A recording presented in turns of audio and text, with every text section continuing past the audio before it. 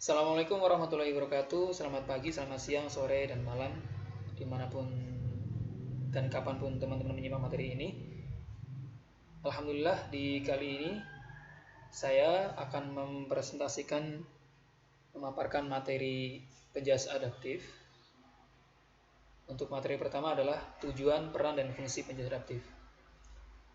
Baik, sebelum masuk ke materi, ada sebuah video yang cukup menarik dan harus Anda saksikan. Simak baik-baik video berikut ini.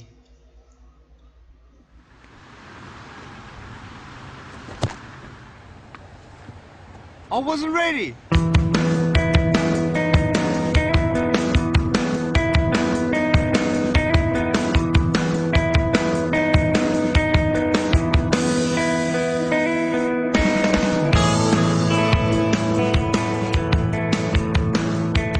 I have no arms and no legs, but I'm very thankful that I have my little chicken drumstick here. People freak out when they see me for the first time. It's so cool. I was at a water slide all by myself. Everyone obviously at the bottom of the slide is looking up and waiting for other people to come down, and here I come and they're freaking out. They're like, you know, like this. And I was so tempted to look at myself and go, what happened? You know?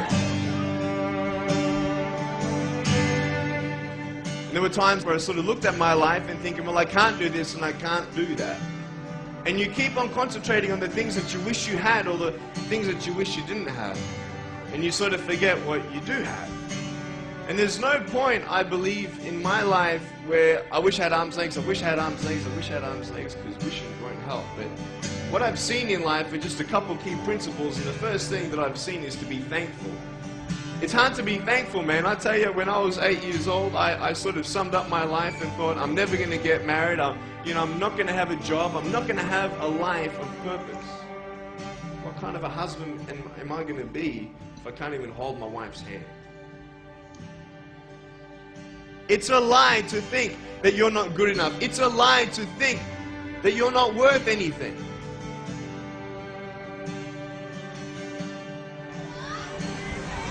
Oh boy. Woo! It's freezing, I can't feel my hands. I love life. You know, so many people come and say, how come you smile so much? And I'm like, well, it's a long story. But it's very simple at the same time. You see, it's very hard to smile sometimes in life. There are things that happen that you don't know and you don't understand, and you don't know if you're going to get through it. You know, you go through your storms in life and you don't know how long this storm is going to be. And today I want to share with you some principles that I've learned in my life that you can use in yours.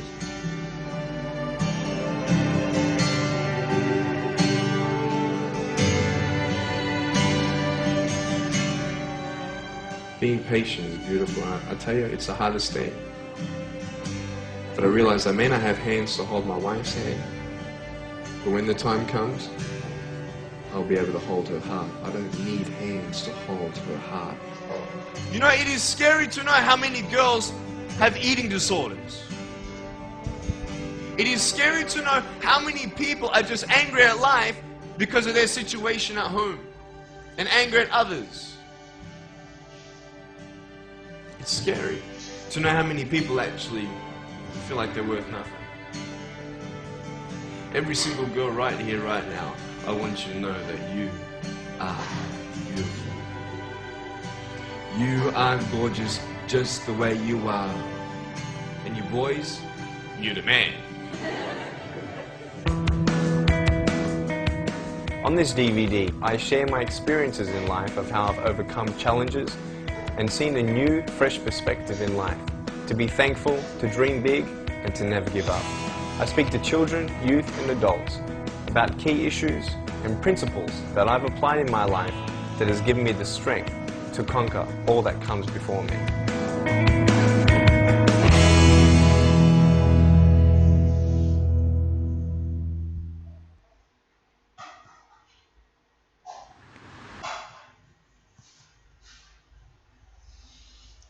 Menarik sekali, bukan?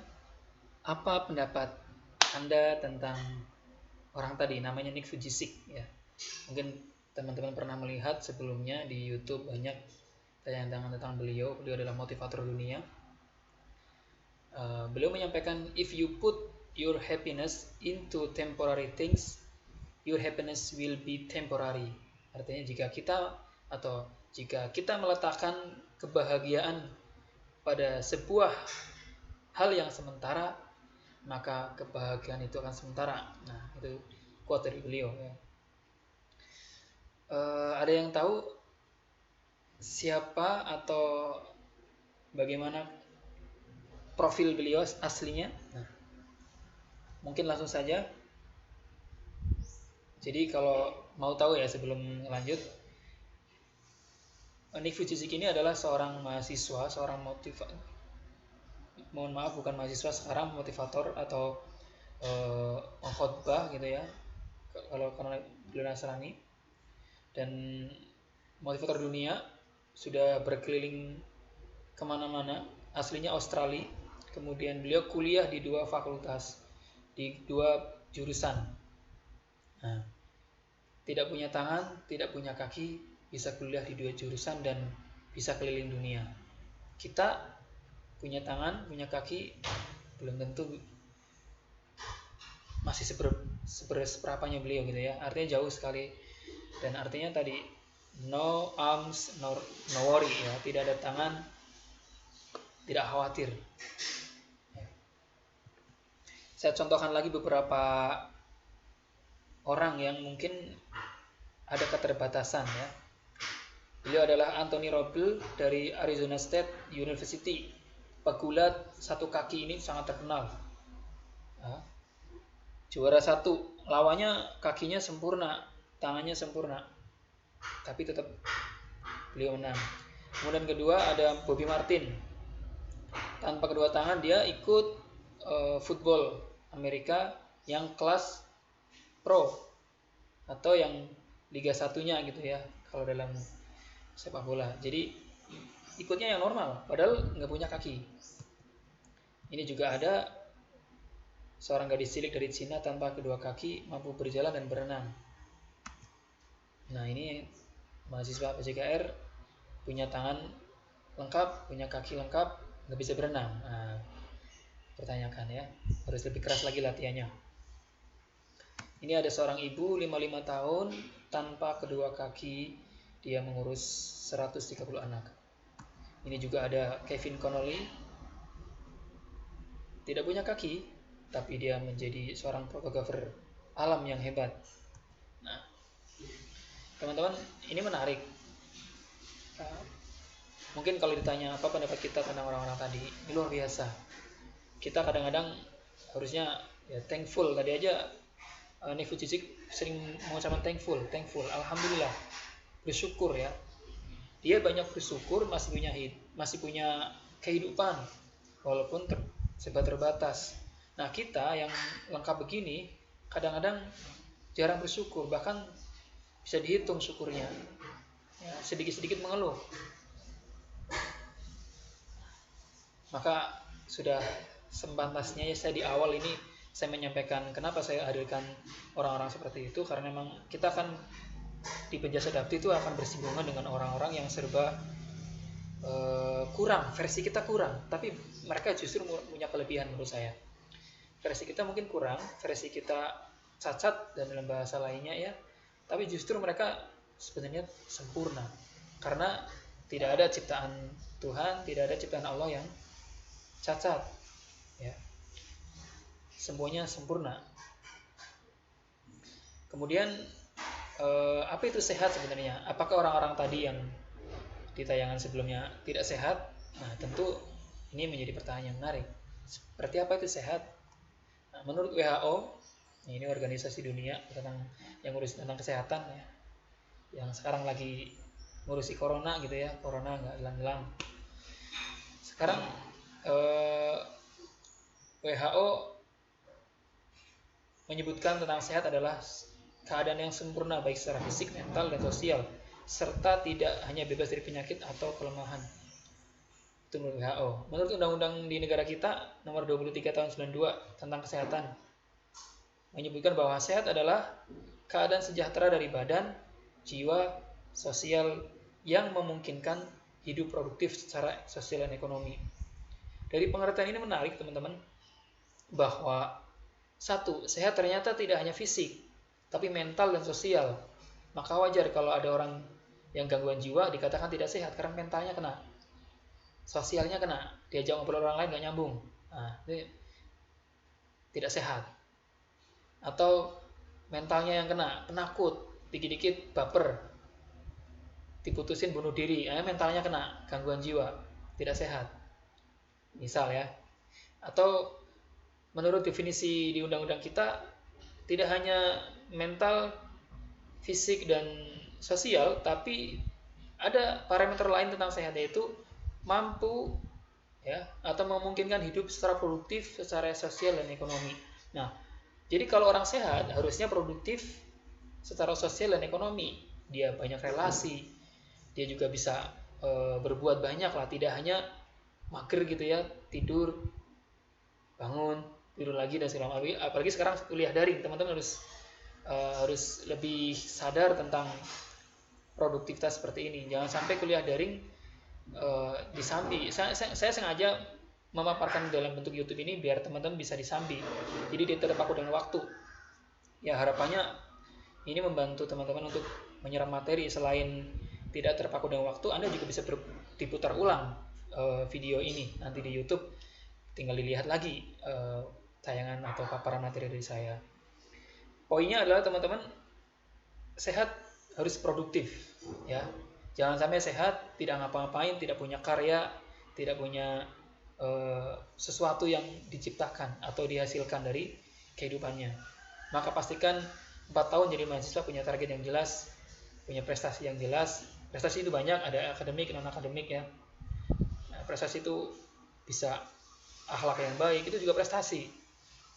Ke orang tua semakin patuh, semakin taat. Jauh sebelum jadi mahasiswa mungkin agak beler, bandel gitu ya. Sekarang jadi mahasiswa lebih taat, lebih patuh, suka membantu orang tua dan seterusnya. Itu adalah prestasi juga.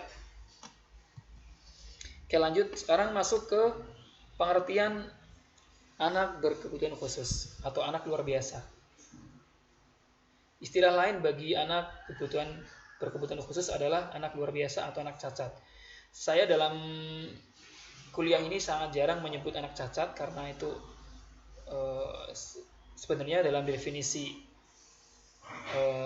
kaidah penciptaan, tidak ada ciptaan Tuhan, tidak ada ciptaan Allah yang cacat, semuanya sempurna. Kita aja yang melihatnya itu sebuah hal yang tidak sempurna. Padahal tadi kita buktikan banyak orang-orang yang punya keterbatasan fisik ataupun anggota tubuh, justru mereka punya potensi atau punya prestasi yang jauh melebihi orang pada umumnya yang normal. Maka saya cenderung ada istilah makanya di sana ada anak luar biasa. Makanya sekolah pun SLB ya, sekolah luar biasa, bukan sekolah anak cacat, bukan, ini sekolah luar biasa karena memang mereka punya potensi luar biasa sebenarnya. Kemudian anak berkebutuhan khusus adalah anak dengan karakteristik khusus yang berbeda dengan anak pada umumnya, tanpa selalu menunjukkan ketidakmampuan mental, emosi, dan atau fisik. Yang termasuk ABK nanti akan dibahas ke depan. Ya, ada tunanetra, tunarungu, tunagrahita. Ini istilah-istilah yang disematkan kepada beberapa jenis anak berkebutuhan khusus atau orang berkebutuhan khusus. Ada tuna laras, tuna daksa, kesulitan belajar, gangguan perilaku, anak berbakat, dan seterusnya. Nah, sekarang sebelum masuk ke penjas adaptif, kita harus clearkan dulu tentang penjas. Apa itu penjas atau pendidikan jasmani? Atau sekarang ini yang teman-teman mungkin kuliah di PJKR harusnya sudah sangat hafal apa itu penjas. Ya. Jangan sampai nanti kita ditanya, penjas itu apa? Prodinya sendiri nggak tahu gitu kan.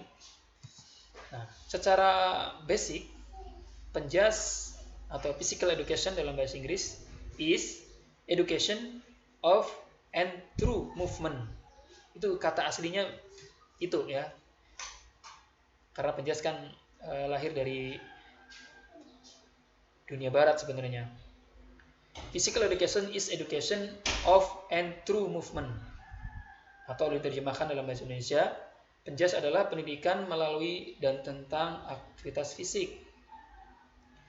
ada tiga kata kunci yang dipakai dari kalimat tersebut ya. Yang pertama adalah education atau pendidikan, yang direfleksikan dengan kompetensi yang ingin diraih siswa.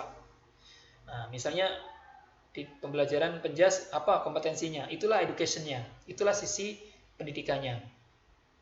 Kemudian yang kedua, true and of atau of and true ya. Melalui dan tentang. Jadi ini adalah kata sambung yang menggambarkan keeratan hubungan yang dinyatakan dengan berhubungan langsung atau tidak langsung. Jadi artinya true and of ini atau melalui dan tentang ini bisa melalui gerak nantinya ya. Ada artinya penghubung antara pendidikan dan nanti apa yang akan dipakai dalam pendidikan tersebut. Nah, yang ketiga adalah movement atau gerak. Jadi, gerak adalah bagian kajian sebagaimana yang tertera dalam kurikulum penjas. Jadi, pendidikan jasmani itu mendidik tapi medianya gerak gitu loh. Melalui dan tentang gerak. Itulah penjas. Kalau mapel atau makul yang lain, misalnya di luar prodi PJKR, mapel misalnya ya, bahasa Indonesia, maka dia akan mengkaji secara dalam tentang bahasa. Matematika medianya adalah papan tulis atau angka-angka. Ya kan? TIK misalnya tentang komputer, medianya komputer. Nah, kalau penjas medianya adalah gerak. Jadi gerak adalah sebagai alatnya. Begitu. Alat belajarnya, media gerak, media belajarnya. Itu penjas. Sekarang apa itu penjas adaptif? Kalau tadi penjas saja, sekarang tambah ada adaptif. Nah, ini sebenarnya secara sekilas teman-teman sudah tahu ya. Adaptif itu apa? Ya, adaptasi gitu kalau bahasa Indonesianya kan. Ya. Penjas adaptif ada dua pengertian yang saya ambil dari ahli ya. Yang pertama dari Sheryl, ini ahli penjas dari Amerika. Pendidikan jasmani adaptif adalah penjas khusus ya, atau satu bagian khusus dalam penjas yang dikembangkan untuk menyediakan program bagi individu dengan kebutuhan khusus. Jadi khusus ya, tetap payung utamanya adalah penjas umum, secara umum, tapi dia punya bagian yaitu penjas adaptif. Jadi penjas adaptif adalah menurut Sheryl bagian dari penjas secara umum yang dikembangkan untuk orang berkebutuhan khusus atau individu dengan kebutuhan khusus. Menurut Arma Abdullah, penjas adaptif adalah penjas khusus atau yang didefinisikan sebagai suatu sistem penyampaian pelayanan yang komprehensif. Komprehensif itu menyeluruh, yang dirancang untuk mengidentifikasi, memecahkan masalah ranah psikomotor anak. Jadi penjas adaptif itu pelayanan yang menyeluruh untuk mendeteksi, mengidentifikasi masalah yang ada dalam psikomotor anak dan berusaha memecahkan bagaimana problem psikomotor itu terpecahkan dengan penjas gitu. Jadi sebenarnya kalau teman-teman paham bahwa tugas guru penjas itu sangat berat sebenarnya. Jadi ketika contoh sederhana gini, ketika Anda ngajar seorang siswa atau seorang anak, ternyata jalannya tuh kakinya buka.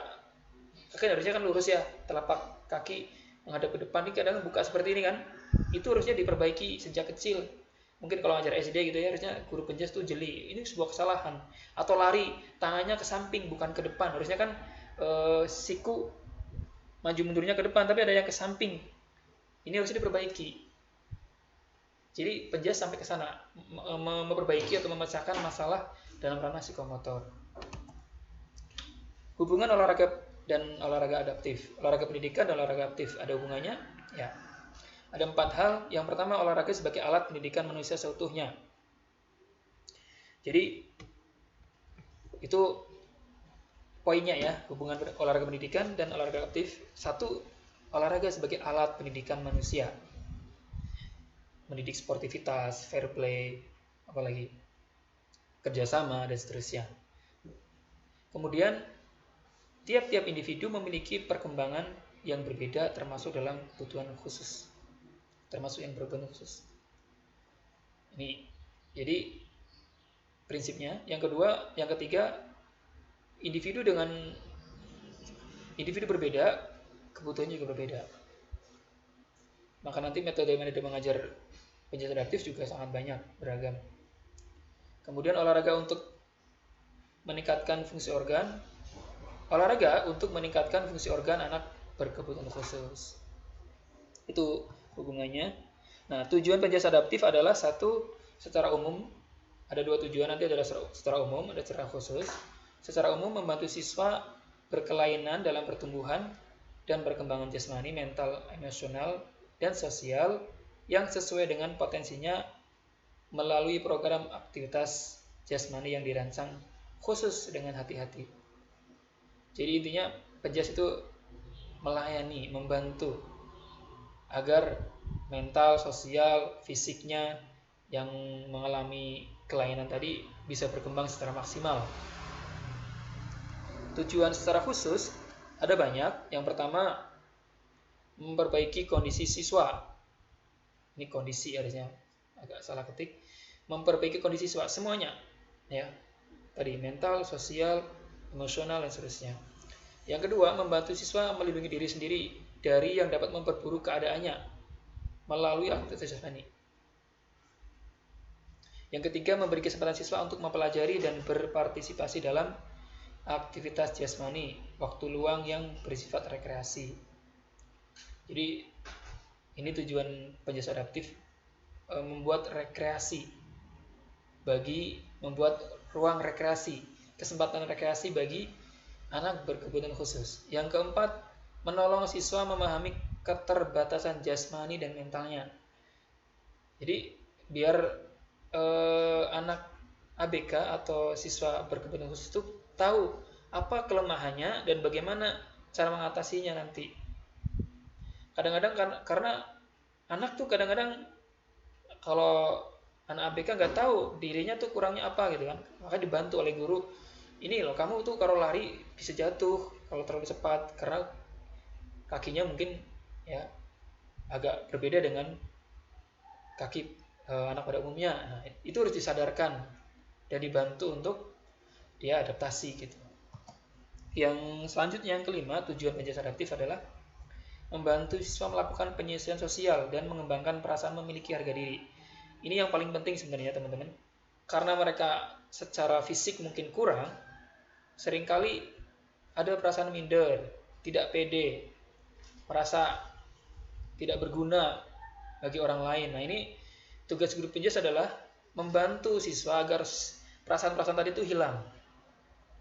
Agar mereka punya harga diri, kalau mereka juga sebagai manusia punya potensi, punya kebaikan, punya prestasi dan seterusnya. Maka disinilah guru penjelas mencoba untuk meningkatkan rasa harga diri dari anak berkebutuhan khusus. Yang keenam, membantu siswa mengembangkan pengetahuan dan apresiasi terhadap mekanika tubuh yang baik. Jadi tujuan penjelas adalah selain kognitif pengetahuan juga apresiasi terhadap mekanika tubuh yang baik. Ya. Apresiasi itu menghargai terhadap olahraga yang dilakukannya. Yang ketujuh, menolong siswa memahami, menghargai berbagai macam olahraga yang dapat dinikmatinya sebagai penonton. Nah, ini ketujuh. Nah, manfaat penjelasan adaptif ada 7. 1. Merangsang pertumbuhan dan perkembangan jasmani, mempengaruhi perkembangan keterampilan gerak, membantu mengembangkan efisiensi koordinasi saraf otot atau neuromuskuler. Yang keempat, membantu mengembangkan kesegaran jasmani seperti kekuatan, daya tahan, kelentukan, kekuatan atau daya tahan kardiovaskuler yang berguna bagi kehidupan sehari-hari.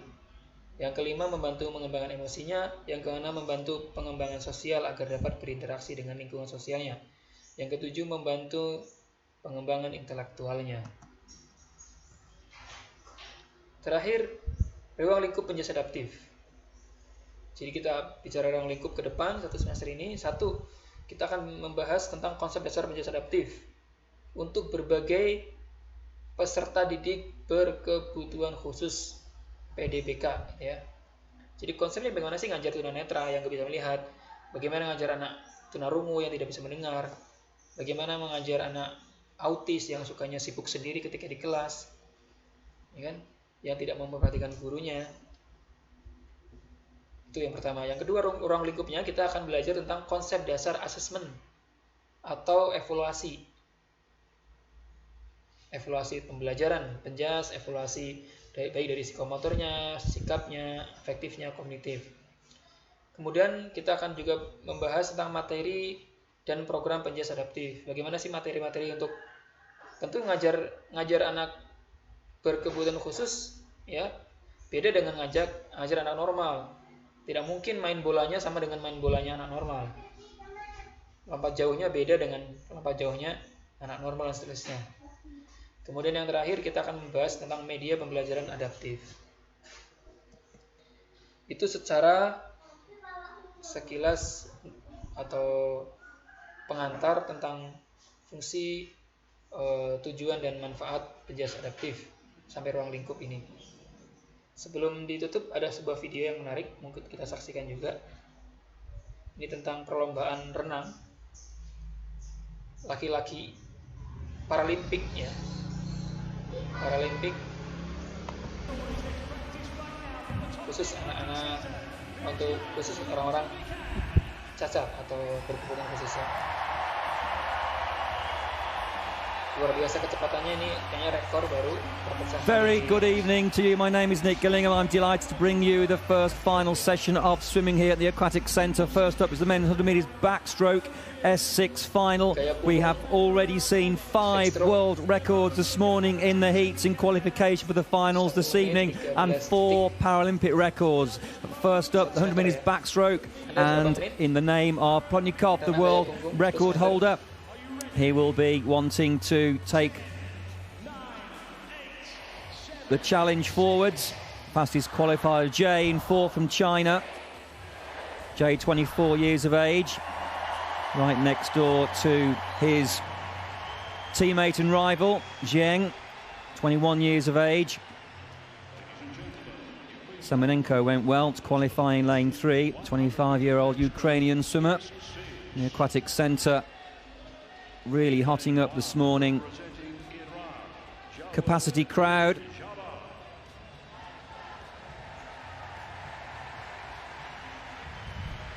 And here we have the first competitors leaving the ready room.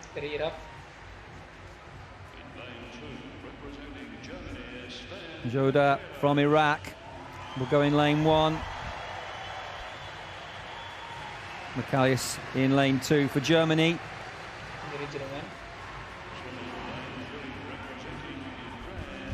31 years of age, a German competitor. But here, Semenenko, 25-year-old from the Ukraine, big name in Paralympic swimming, had a great European Championships last year. Jay looking very confident. Goes in for the fastest qualifier.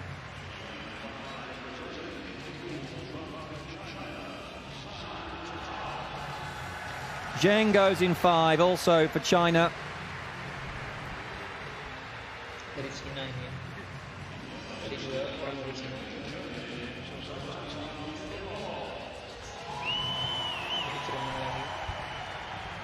Iwano from Germany, 27 years of age, goes in lane number 6.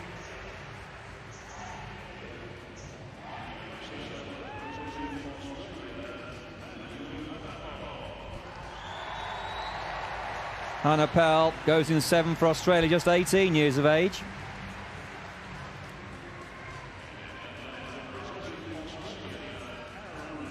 Matthew Hannah-Pell there.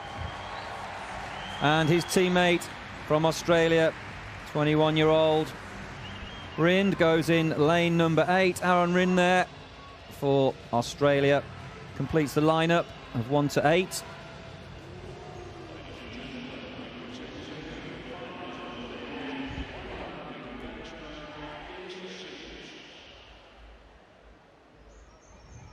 qualified in 1:14 this morning, 1:14.98. 2.5 faster than Zheng. Semenenko also swam inside 80 seconds. He 1:18.24 for Semenenko. Zheng 1:16.37, but Jay a very, very fast 1:14.98 to qualify in lane 4.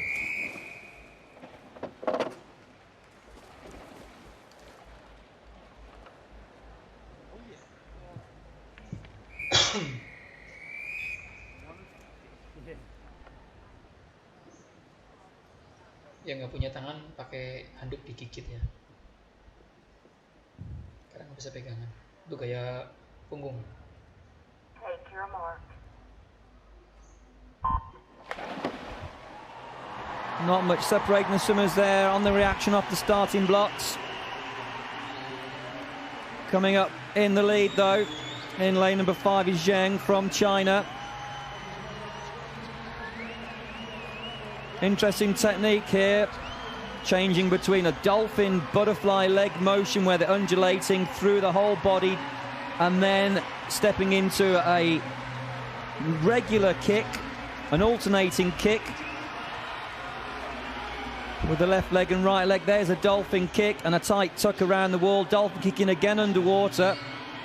But interesting technique there, swapping between a more modern motion here, the undulating dolphin motion, the fly kick, fastest way to move in the water is underwater, but of course these swimmers on the surface are only allowed to go to 15 metres, and this race really hotting up now. Semenenko, Jay, Zheng, they're inside the final 15 metres, and this is where the medals are really going to be sought. Can the swimmers hold it together? Inside the final 5, it's going to be Zheng for China. Jay takes the silver, Semenenko the bronze, 1:13.56, a new Paralympic record, a new world record, smashes that of Plotnikov of Russia, a record set in the year 2004, and he just realised he'd have to wait for the official time though, but 1:13.56 is posted on the electronic scoreboard.